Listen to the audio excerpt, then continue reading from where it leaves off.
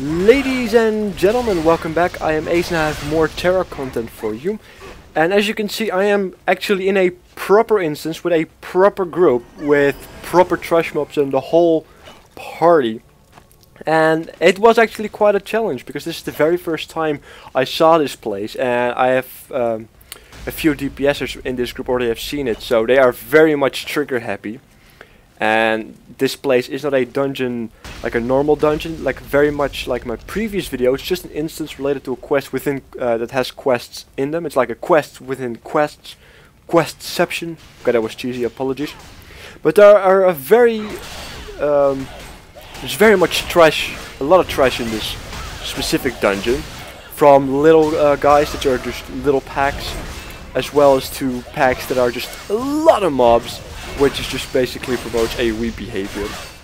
And if you have trigger happy DPS, it becomes very much a pain in the ass as a lancer, at least as a tank in any MMO really, to keep aggro and such. I do feel guilty when I let our people die, but they also have to understand that as a tank, you should at least be able to pull first, right?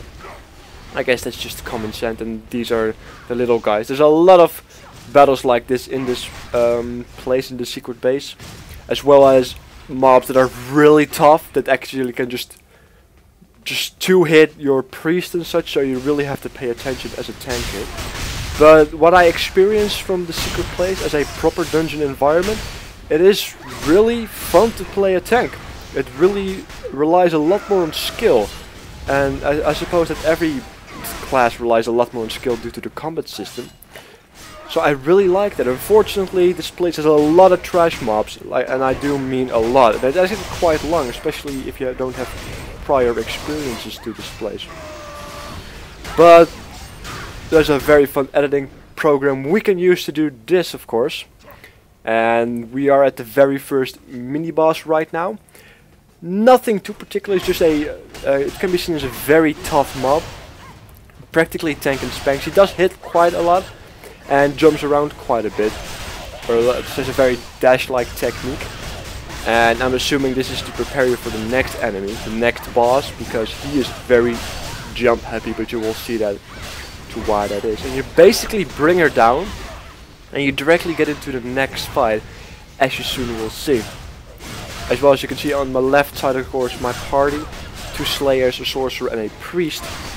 If you were interested in the icons that you can see there as well before their name, or before their health and mana bars. And as a lancer, if you don't block enough attacks, you get brought down really quickly.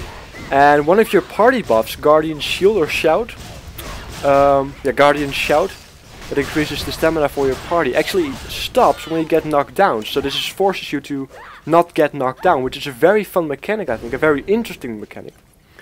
But you have to see it for yourself if you get into the beta, otherwise on live. And the moment you kill this little mini-boss, the assassin-like creature, this stone golem appears, and this golem is linked to a magical door within the dungeon, which you need to kill to progress to the end boss. And this boss as a lancer is a pain in your behind. Like, I seriously mean a pain in your behind. As you can see, my mana points drain like crazy. And like I said, this is the very first time I attempted this guy, and I don't know what exactly was going on, but he has hits. He has a specific attack that hits a lot of hits in succession. And the moment you miss one block of those attacks, due to the fact that you release your block or that you run out of mana points, you get knocked down, and he just follows up with another quick attack, and you take massive amounts of damage. So you have to keep aggro, keep your mana points high enough so you're able to, block all his attacks. And then he does all this kind of jumping stuff as well, and it just becomes faster and faster the lower the health he becomes. Like a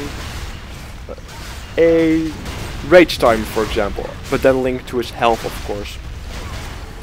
And it just keeps on going like that, faster and faster until you actually beat him, which gets followed up by, of course, a cutscene where you can also see that the door is opened, that you had to open to enter the end boss's lair.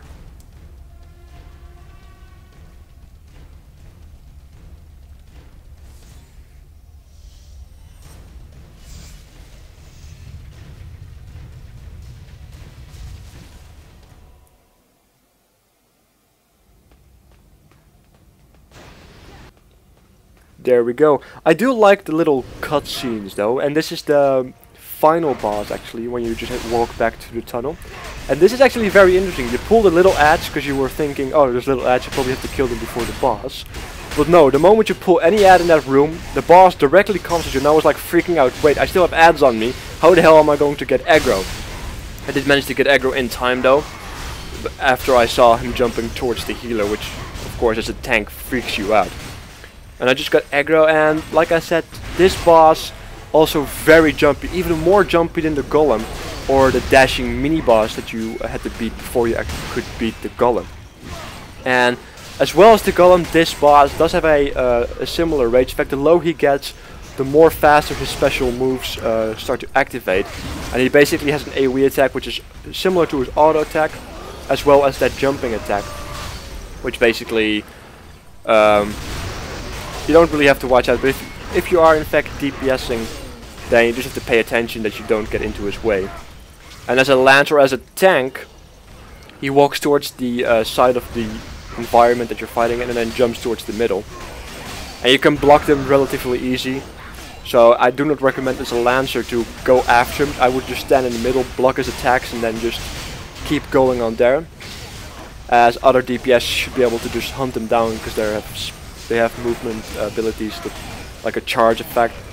The Lancer does have a charge effect as well, but it's on a too low or too high of a cooldown to keep chasing him like that, especially when his jumps become more frequent due to the fact he has lower health. And before he almost dies, he is already dead here I believe, or about to die. But he is dead. A second, like his summoner comes into play as well, nothing too worried, just grab aggro, make sure you tank him. He doesn't do too much damage and he is actually brought down relatively quickly. And when you kill him, you get another cutscene, which I thought was pretty awesome. I really like the cutscenes after proper boss fights. It really gives you a sort of a epic feeling.